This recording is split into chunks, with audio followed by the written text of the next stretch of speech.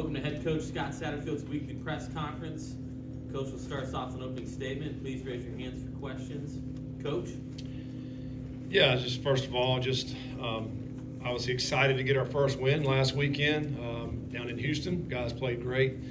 Our most complete game this season in all three aspects. And, it's obviously, been a long time coming to get our first Big 12 win.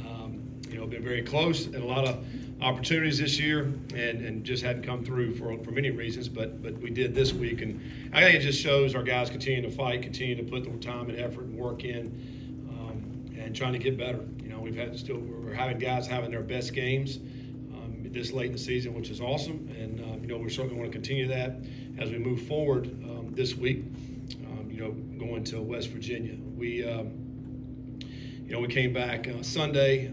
I thought we had a great meeting and had another good practice on Sunday. And, I've been game planning today, but looked excited to get back on the practice field. Several things we did great that we talked about. I think turnover margin was the biggest key.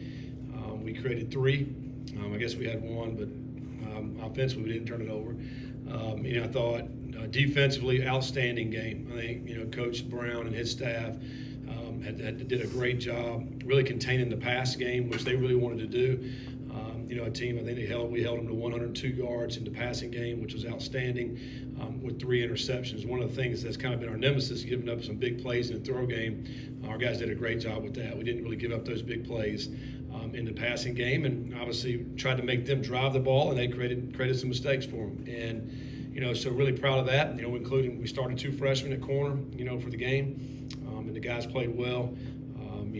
Really the thing we gave up was the Q runs, I thought, but other than that, really shut them down really all night long. So that was great. Quarterback game was very efficient. Emory, most efficient game, 13 for 16 in that regard. I thought he played a really good game. Lichty came in and played well also. Both of those guys gave us a great chance. And then I think, Cory's been very, very consistent this year. He's one of our more consistent players. Went over 100 yards again. He's 115 shy of 1,000. So, obviously we'd love to hit that mark for him.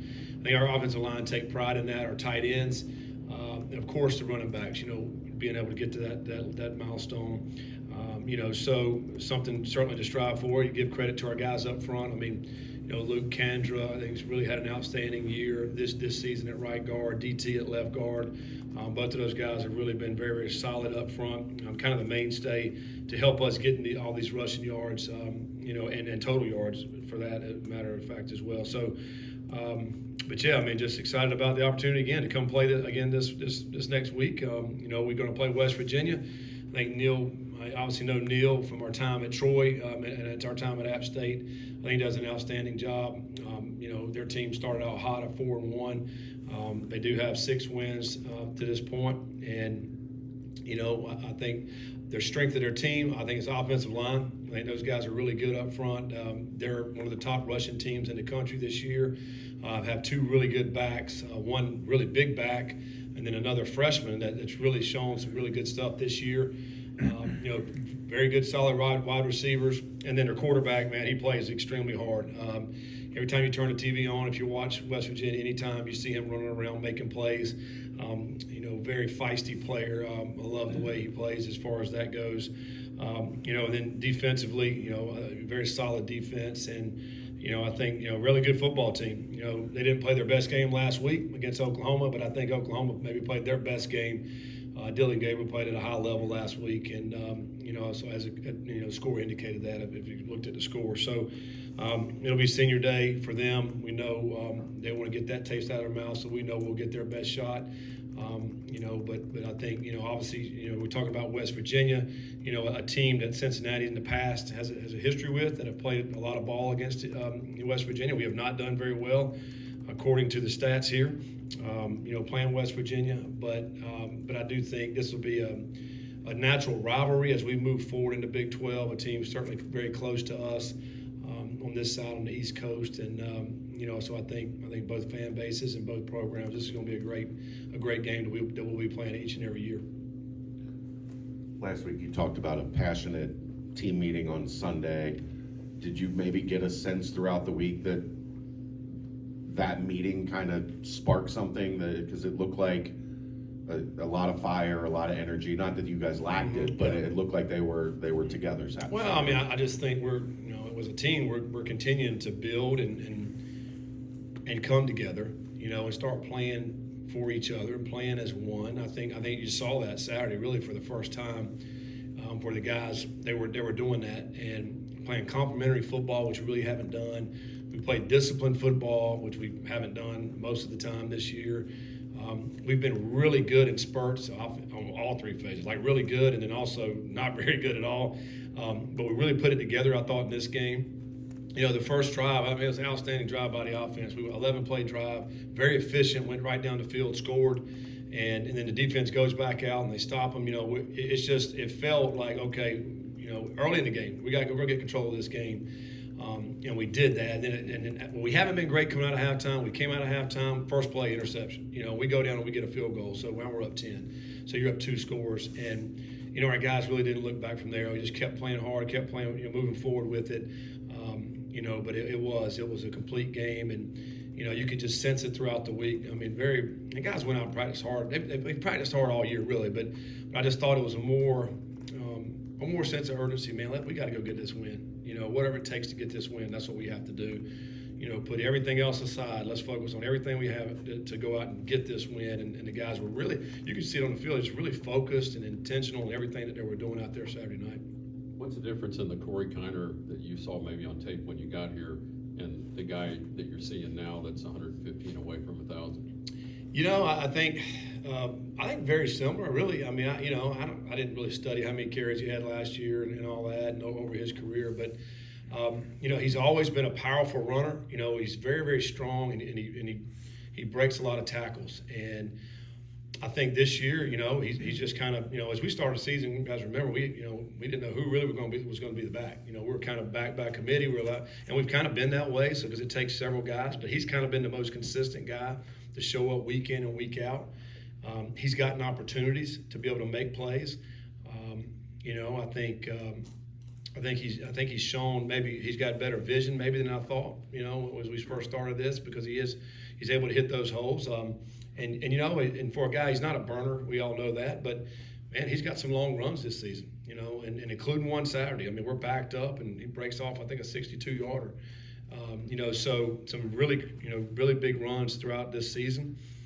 But I think more than anything, he's just a hard, tough runner that's going to get those first downs, going to churn out those tough yards that you need. On the sideline, we're talking like, man, they got an extra guy here, but Cory he runs through them a lot of times, when he gets those yards. And that's credit to him, and he's a guy who, each Sunday and Monday and Tuesday, he's in the training room. He's living in there because of the hits that he takes on Saturdays. He does a great job of getting his body prepared for the next week, and thus he's able to come back each and every week and be that consistent back that we want. You mentioned the 2 freshmen that you started at corner, and then Jordan Young comes in, and he's arguably the MVP of the defense for the game. What was the motivation behind not starting Jordan? Was that kind of your way to challenge him, to trying to pick it up a little bit maybe? We talked about being disciplined and doing the things in order to be disciplined, and and he was undisciplined early in the week, and so we was like, listen, Raekwon's going to start. Until you get your mind right that you're going to be a disciplined player and do the right things, and I'm talking on and off the field. And when you do that, then you're going to play better. And I think that was really sent a message, and it did. I thought he went out and played very well once he got his opportunity to get back in the game. Seems like this offense has played better the past couple of weeks with Ryan Montgomery being healthy. How much of a difference does he make out there in terms of what you want to do offensively?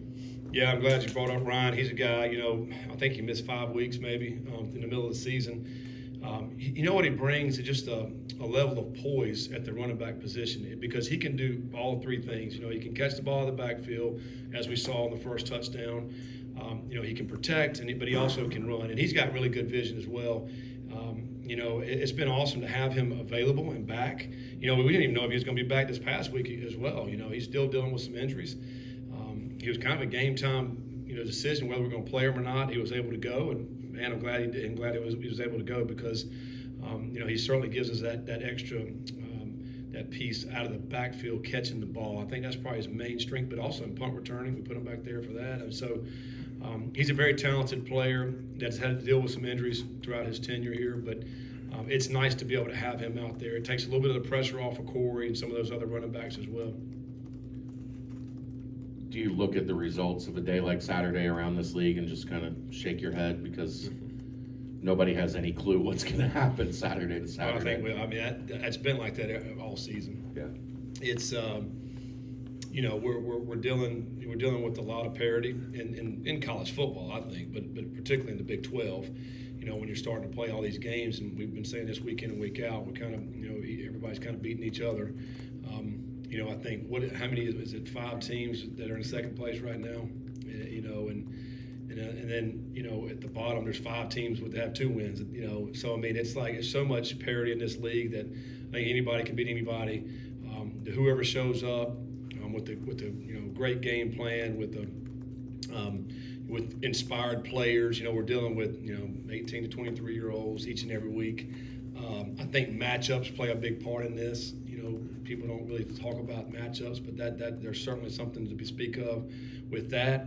Whether you're playing at home or away, what's the weather like? There's a lot of things that happen, and also momentum. I think like Central Florida this weekend. They got a touchdown, and then Oklahoma State's running back fumbles. Next thing you know, another touchdown. They just got that momentum, never gave it up. I thought the same thing in the Oklahoma-West Virginia game as you're watching it. Oklahoma just started rolling. And next thing you know, the score is kind of lopsided. It's hard sometimes to stop the momentum. I think when teams grab it and go with it.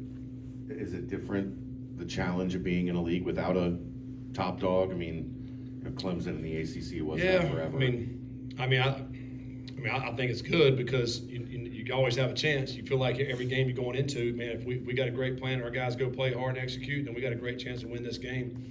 And which I think that's great. I don't think it's as good as fun for everybody if you go in and you're a 25-point underdog. Going into a game, you maybe not have a chance. But in this league, I think everybody has a chance. And also the tough thing is and you're playing 9 games now in this league.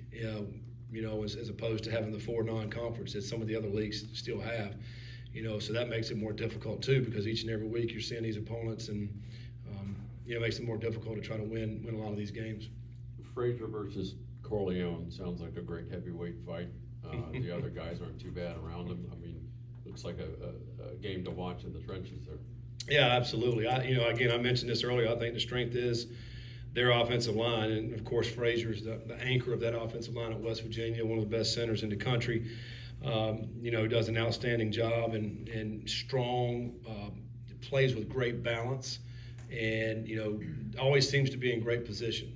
Of course Corleone and the guys up front, I think, do an outstanding job with our D line, and and that will be one if you like watching the guys and the big guys up front. That's going to be the matchup to watch for sure. Any other questions for Coach? Scott?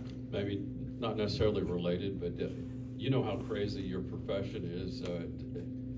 What do you think of a game where there's a 51-10, the guy that scored 51 gets fired, gets $75 million, the guy that scored 10 gets whacked after 10 games?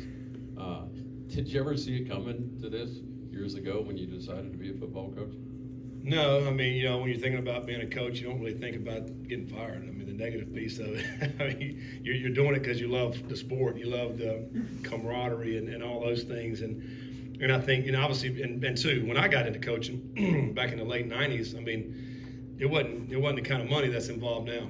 And I think when you start, you're dealing with the big time money and all that stuff, then crazy things are going to happen. And that's what we're seeing happening year in and year out. And then here's the other thing, because I don't think it's not healthy for our sport to see firings before the season's over. I don't like it. I don't think it's healthy for the sport. We always talk about, hey, we're doing all this for the student athletes. Well, you're not really, if this is what's happening, because you're not even giving those guys a chance to finish the season. But I know why they're doing it, because of the rules we've created now with transfer portal, with early signing period in December, so everybody's signing their high school players early. If you don't make a change or a move and try to hire somebody in early December, you don't have no chance to be able to sign any players. So I get why they're doing that, but it's it's crazy. It's the kind of money that the payout there. what kind of coach do you have to be if somebody wants to pay you that much money not to coach? You know, it's crazy, you know. And then, you know, the other thing, though, the other side of this is so many of these guys that are hired at these big-time universities that are going to be the savior for these programs, and they get hired, and then 5 years later their record's the same or worse than the one that they got rid of before. You know, what are we doing? You know, so it's a crazy profession. There's no question about it. But it's more popular than ever. Everybody loves it. You know, everybody loves watching college football. I think for many, many reasons, but it is a great sport, and that's why we do it. That's why we coach. That's why we play. That's why we watch it. Somebody gave you $75 million to go away. Will we ever see you again? You'd probably see me, yeah. But I mean, probably not coaching. I'd probably be just hanging out and, you know, letting somebody else worry about all this stuff. But it's I don't know. That's crazy. You know, that's a crazy deal. And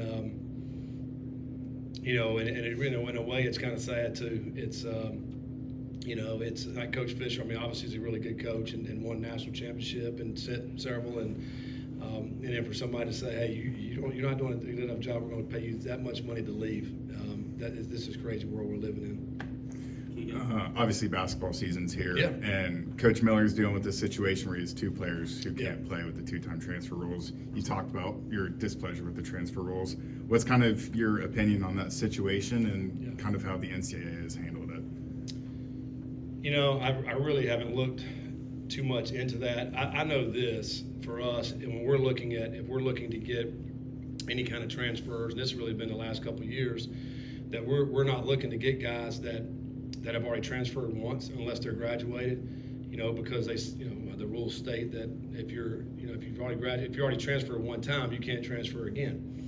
And, you know, unless there's some waiver, you know, and we've all seen where, and I've heard that, man, most of these waivers are not getting passed. And so I don't want to take the chance in football. And I know every situation is different. We saw what happened in North Carolina this past season, or this year, you know, and I think they, you know, changed that halfway into the season with that particular situation. But, you know, I think either is there going to be waivers or not, to me, is what needs to happen. So it needs to be black and white and have some more clarity about it so everybody knows what's happening. So you don't have this people that are in between for trying to figure out what's going to happen and what's going on. You know, it's unfortunate. You know, I think with both of these players that came in, hopefully anticipating to play, you know, now they're not being able to play. So it's going to be interesting to see how this pans out, and you know, hopefully they'll be able to play. You know, but certainly there's not. You know, NCAA's made their stance, and now maybe he's going a different direction. But you know, we'll see what ends up happening. But I mean, I think if guys are transferring, they're transferring to play. You know, we should let them play. You know, but also they need to have some clear rules. Thank you, Coach. All right, thanks, guys. Thank you.